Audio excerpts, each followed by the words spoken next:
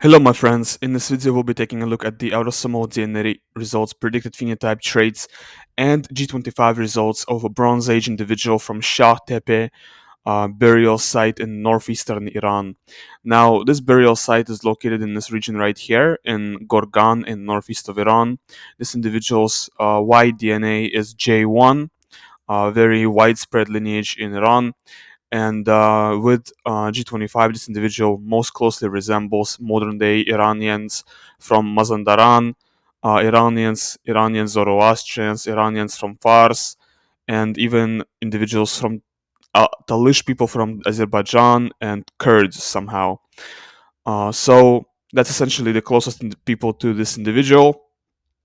And you can play around with the G25 coordinates. The G25 coordinates for this sample are on Explore Your DNA. They are also on the Vahadou official website, so you can find them on both of these resources. But I will also be linking the um, raw DNA file for this sample in the description of the video, so you can actually just get the raw DNA file and you can run that through various ethnicity calculators and see what they score. But anyway, we're going to move on to the ethnic calculator results with my own trait predictor and see what they score here. So here they are closest to globular amphora culture, followed by Anatolia Iron Age Luvians, followed by Bulgarians, Assyrians, Belbikers from Britain, Corridor culture, Funnelbikers, Belbikers, Israelites, and Volga Iron Age. And the closest model for the two-way mixture is a mixture of Assyrians plus Bulgarians, and a mixture of Hispanics from Latinx plus Spanish, or a mixture of Assyrian plus Belbiker, or a mixture of Assyrian plus Funnelbiker, which kind of is inaccurate. It does capture the Middle Eastern like admixture, but it's kind of inaccurate. It makes them much more Western, I feel like, than the reality. So I feel like the ethnicity calculator in this case was a little bit off, but it's okay. It's not that bad. Let's close that and see the Nasha code calculator results. Let's see what phenotype and coloring and traits this person has. So it looks like they have brown color eyes at 62% likelihood. Dark brown eyes are also pretty likely at 34% likelihood. Hazel eyes are quite unlikely, only 2% likelihood of that. And green eyes, blue eyes with an amber center, or blue eyes, that's pretty much out of the picture. That's very, very, very improbable. 0% odds for blue eyes. For hair color likelihood distribution, there's pretty much 0% odds for light blonde hair. Uh, Pretty much zero for dark blonde hair. There is very little odds for red hair, very little odds for light brown hair. Most likely this individual has black hair. There is also 36% odds for dark brown hair, but most likely this person has black color of hair. For skin color likelihood distribution, this person most likely has light brown skin, but olive or Mediterranean skin is also possible. So most likely for the skin color, it's split between light brown and olive skin tone. Kind of looks typical for modern day Iranians. Iranians sort of look the same like as this individual. They also have brown eyes, they also have black hair, and they also have light brown skin. That's kind of what Iranians look like nowadays. For hair texture, looks like they're scoring straight, wavy, or curly hair. Definitely not kinky hair, so they're scoring pretty much a split between straight, wavy, and curly hair. And for nose shape, they are scoring intermediate between Greek and snub nose shape. They're scoring roughly equal for Greek and snub nose shape. For coloring related variants found in the file, looks like they don't have any light color variants in this variation of HERC2, which definitely contributes to darker pigmentation of eyes, hair, and skin. They don't have blue eye haplotype 3, nor do they have blue eye haplotype 2, nor do they even have blue eye haplotype 1. So they're definitely very dark. Don't have any of the blue eye haplotypes. They do have some light color variants in SLC45A2, which does contribute to lighter color of eyes, hair, and skin, mostly hair. And they don't have any light color variants in MC1R, so they don't have any predisposition to being ginger. All right, let's close that and see the phenotype oracle. So for the phenotype oracle, the closest phenotypes to this individual is this, which is, I would say, is a Central Asian Tajik-like phenotype. The second closest phenotype is this, which is a Alpinid phenotype. So all these are phenotypes you will find very frequently in Iranians. And the third closest phenotype is this, which is a Middle Eastern. This is more of a Levant kind of look. So but it is also frequently found in Iranians. So the closest mixture is a mixture of 50% this plus 50% that. The second cause of mixture is a 50% this plus 50% that. This one is very exotic. Even for Iranians, it's a little bit exotic looking. And this is more kind of white. For Iranians, this is on the whiter side. Then the third mixture is a mixture of 50% this plus 50% that. Fourth mixture is 50% this, 50% that. Fifth mixture is 50% this, 50% that. This on the bottom once again is more on the whiter side for sure. For Iranians, um, there's a minority of Iranians who look like this, but most Iranians look more like the top than the bottom here. Let's close that and let's see the biomarkers results. So for the biomarkers, we see that this individual has a predisposition to above average levels of vitamin D, which is really good. Below average levels of LDL cholesterol, which is also really good. Below average levels of HDL cholesterol, which is okay. Okay, it's kind of bad, but it's still within the average range, so it's quite good. Below average level of glucose, which is good. Average level of hemoglobin, which is all right. Below average blood pressure, which is good. But looks like average level of iron in the blood. So I don't know if they have hemochromatosis variants. We'll find out after we look at the results. But I can't really say from just looking at this right now. Looks like they have below average level of sex hormone binding globulin in blood. All right. Below average level of red blood cell count in blood. Okay. Spot on average number of base pairs for telomere length. So pretty much average number of base pairs for telomere length, so average lifespan, and below average for height, so predisposition to being shorter. Definitely very interesting. Let's close that and let's see polygenic risk scores. Let's see what genetic conditions this individual is predisposed to. Above average predisposition to kidney stones, above average predisposition to hemoglobin A disease, definitely a lot of risk variance here. Below average predisposition to migraine, above average for lupus, very low for gout, which is really good to see, very low for thyroid cancer, really good to see, low for eczema, low for all the kinds of glaucoma, which is really good to see, average for polycystic ovary syndrome, average for cataracts, low for AMD, high for rheumatoid arthritis. We're not going to look that up, but we sort of see the score already. Uh, Average for Tourette's, average for epilepsy, average for asthma, average for leukemia, average for vitiligo, average for myopia, average for corneal astigmatism, above average for primary biliary cirrhosis, slightly above average, below average for stroke, high for male pattern hair loss, which is not surprising because for West Asians and Middle Eastern people in general, it's typical to lose hair pretty early. So this person might have experienced male pattern hair loss at a pretty early point in life. Maybe at the age of 25 or something, they might have started losing hair. So average odds for atrial fibrillation, average odds for deep vein thrombosis, average odds for depression, average odds for bipolar, average odds for schizophrenia, high odds for type 2 diabetes, and high odds for type 1 diabetes. So high odds for both type 2 and type 1 diabetes. Below averages for Alzheimer's, below averages for MS. So from this, we already know no risk variance for MS in the HLA gene. 4 risk variance for breast cancer at 24, which is really good, really healthy. 14 risk variants for testicular cancer at 24, and we see only 1 risk variant in an important KITL G variants. So from this, we know that this person is actually quite protected from testicular cancer, which is really good to see. Celiac disease section, we see 2 risk variants for celiac disease out of 12, which is really typical, really good. No risk variants for GSS, really good. 4 risk variants for Crohn's out of 26, none of them are marked as important, so that's really good.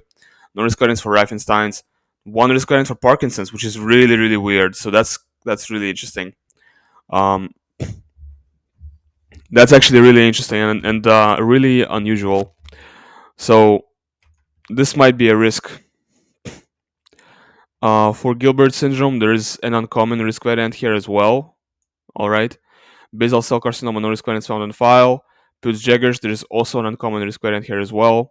Hypoplasia, 1 common risk variant. For Jacob Creutzfeldt's, 1 common risk variant. Wardenberg, no risk variants. For allergies, all the risk variants are common. And there's 11 out of 26, which is pretty typical. Hypertrophic cardiomyopathy, no risk variants for that. Irritable bowel syndrome, common risk variant, 1 common out of 12 total. All right. Congenital insensitivity to pain. Okay, so there actually is a risk variant for that, and that's very interesting. And it is um, it is very unusual.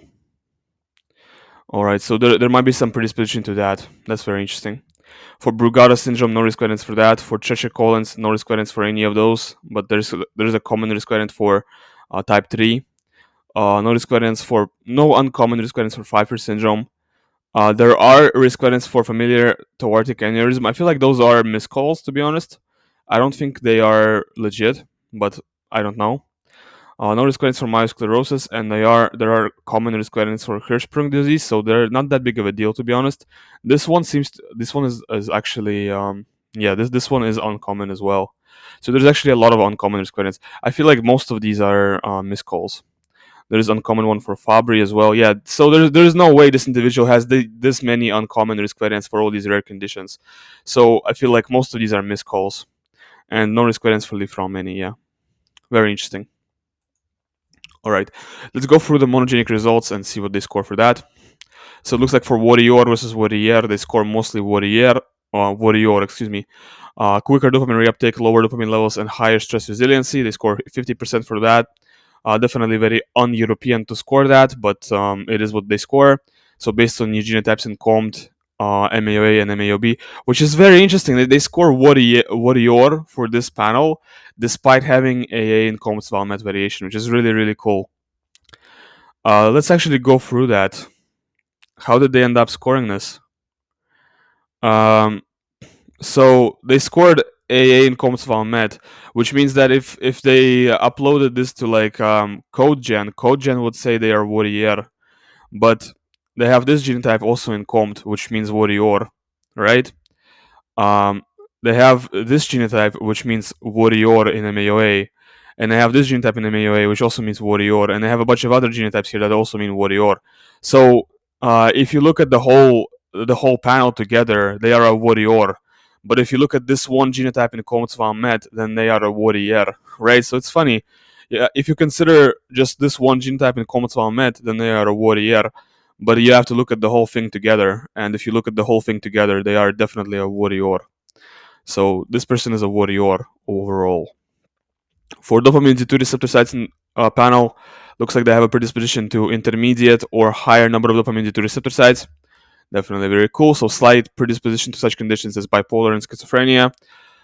For levels of 5-HT and serotonin, looks like they have a predisposition to lower levels of 5-HT and serotonin. So slight predisposition to such conditions as anxiety and depression. No risk variance for dwarfism in FGFR3. They have short form 5-HT and high risk of depression, which also contributed to them scoring lower levels of 5-HT and serotonin. Okay, let's see. For autism, they have intermediate or lower odds of autism, so they have some slight predisposition against autism, which is really good to see. For lactose persistence, looks like they have intermediate or higher odds of lactose intolerance. That's because they actually are heterozygous for European lactose persistence mutation, which is very interesting, but they don't have any other variants for European lactose persistence. So they have this one variant here, which is heterozygous for European lactose persistence, but all the other genotypes for lactose persistence they do not have. So because of that, they are still most likely intermediate odds for lactose intolerance because of that, even though they have the variant for European lactose persistence here, which is definitely very interesting. How do they have that? How do they? How does this person who resembles Iranians from Mazandaran and Zoroastrians and whatever? How does this person have the European variant for lactose persistence? That's so surprising. Okay. For OXTR and empathy gene, it looks like they have predisposition to average level of empathy based on these 4 SNPs right here.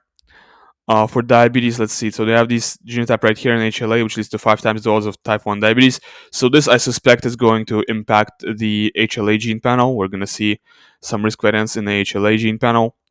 All right. For hemochromatosis, yes. All right. So I was a little bit curious if I would see risk variants for hemochromatosis because they were scoring average, and usually people without any risk variants score below average. So looks like they do have a risk variant for hemochromatosis in the H63D. They have a H63D variant. So this is the only variant they have, and we're gonna see Well, if you look at the biomarkers, if you look at the biomarkers panel, they are scoring. Actually, they're scoring even a little bit above average because average is 120. So they're scoring a little bit above average because of that. Yes, I should have probably caught on to that, but yeah, very interesting. So they do have a risk variance for hemochromatosis, the Celtic curse. For Alzheimer's, no risk variance in Alzheimer's for Alzheimer's and APOE. Polycystic ovary syndrome, we know they have very low score for that. Cardiovascular issues looks like based on these S&Ps right here. Let's see. They have predisposition to intermediate odds of cardiovascular issues. Really good, really poggers. All right, for facial morphology panel, looks like they have all European genotypes in EDAR, which is really good to see. Well, West Eurasian genotype in EDAR, West Eurasian facial morphology. They have a genotype for shorter mid-face length, high rows of protruding nasal bridge, larger nose size, likely nose pointing up based on DCHS2 genotype. Likely has lower odds of missing teeth, slightly thinner eyebrows, and intermediate eyebrow thickness. It looks like for vitiligo panel, they actually have a risk variance for vitiligo and HLA gene as well. So once again, we are expecting to see some risk variance. We're expecting to see higher number for the HLA gene panel as well for the risk. Looks like they do not have micropenis. Both of these mutations for the micropenis that define micropenis, they do not have.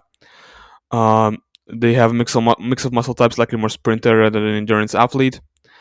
Looks like they are not an Asian flusher. They have lower odds of alcoholism and normal risk of esophageal cancer. Their risk of heart failure due to beta blocker medications is slightly above average. All right. Okay.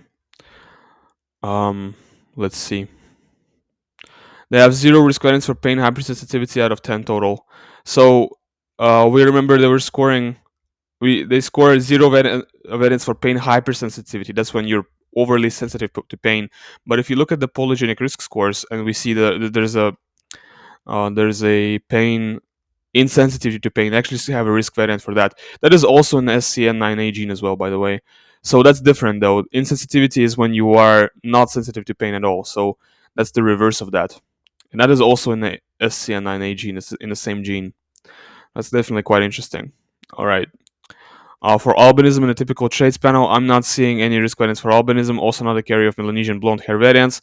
For familiar Mediterranean fever, they actually have 2 risk variants for familiar Mediterranean fever. So it looks like they have some predisposition to familiar Mediterranean fever. It is a fever that is most typical for Mediterraneans. I guess Iranians are sort of Mediterraneans, so makes sense. MTHFR panel looks like they have typical genotypes, really healthy genotypes here in MTHFR. So for homocysteine panel, we're probably going to see healthy results. Leukemia panel, we see one NQ012 allele, one risk variant for leukemia. But aside from that, really good. For rare diseases and traits panel, let's go through that. So they have a risk variant for hemoglobin E disease here. What else do they have?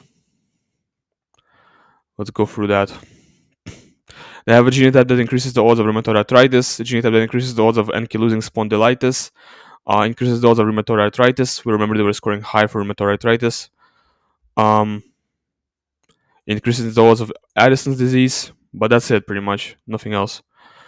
They have increased odds of celiac disease based on the genotype right here. That's also an HLA gene, so we're gonna probably see higher odds of risk score for the HLA gene panel once again.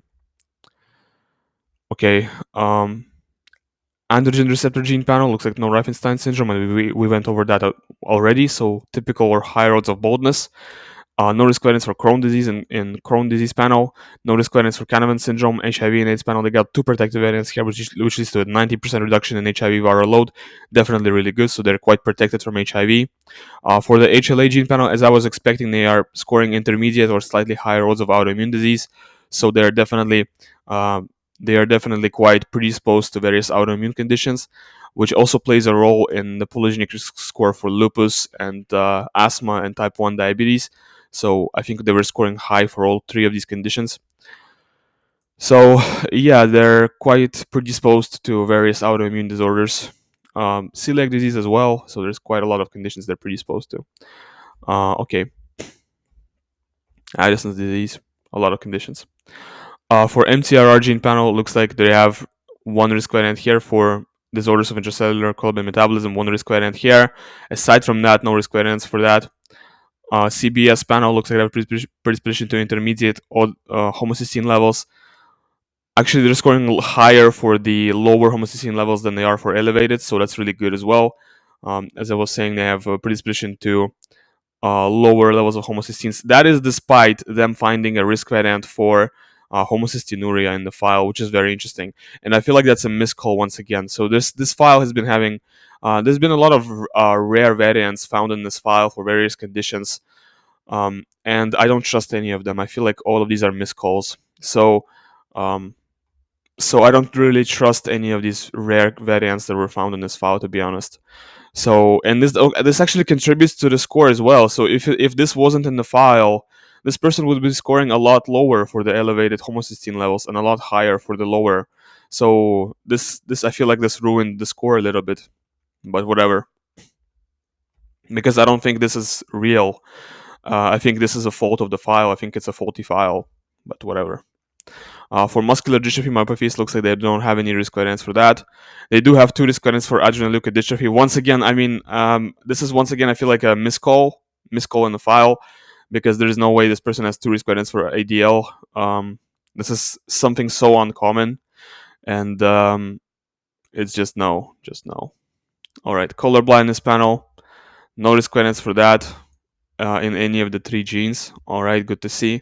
FTO gene panel, some predisposition to lower odds of obesity, so predisposition to being skinnier. No risk variants for obesity in any of the FTO variants. Really good to see any of the FTO variations. All of the FTO variations that my trait predictor looks for, they have lower odds of obesity, which is really good to see. They have a genotype for lower BMI here, but here they actually have a genotype for higher odds of obesity, which is definitely quite interesting. And this also contributes to the score for this as well. They have a genotype here, which is correlated to increased sensitivity to saturated fats. This also contributes to the score, and this also contributes to the score. So all these SNPs contribute to the score.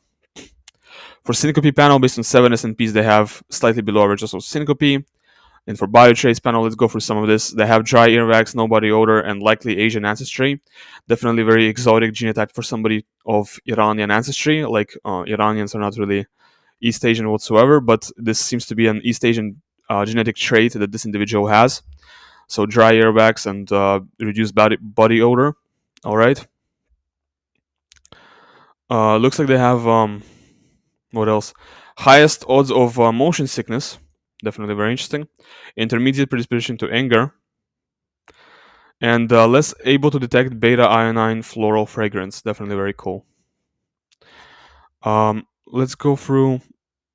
I don't really want to go through any of this. Let's go to the blood panel. So blood panel, most likely this individual's blood type is type O at 76% likelihood. Type A is also quite possible at 23.8% likelihood. Type B and type AB is not really possible. So pretty much blood type is type O. If you look at the prediction, it looks like likely type A or O here. Highest odds for all blood types besides A, so that's already predicting O. Likely A or O, okay. Likely no blood type B or AB, alright, that means O. Likely no blood type B or AB. Likely no blood type AB. Likely yeah, it's definitely O. It's pretty much definitely O. So based on this information, this person's blood type is most likely blood type O. Make sure you leave a like and subscribe. Comment down what you think about the sample. What did you find insightful about this review? Maybe you want to comment what you. Recently, people haven't been commenting too much, so make sure you comment. And also, the link to download the raw DNA file for this sample in 23andMe format will be in the description of the video. The link to buy my trait predictor, the tool that I use to generate these reports. A report like this you can generate yourself for your 23andMe or Ancestry or MyHeritage file. The link to buy my tool will be in the description as well. The link to buy a single report for $4 will be in the description as well. So all these links will be in the description. Make sure you read the description. And thanks for watching. make sure you don't miss out on the description. Thanks for watching. Goodbye.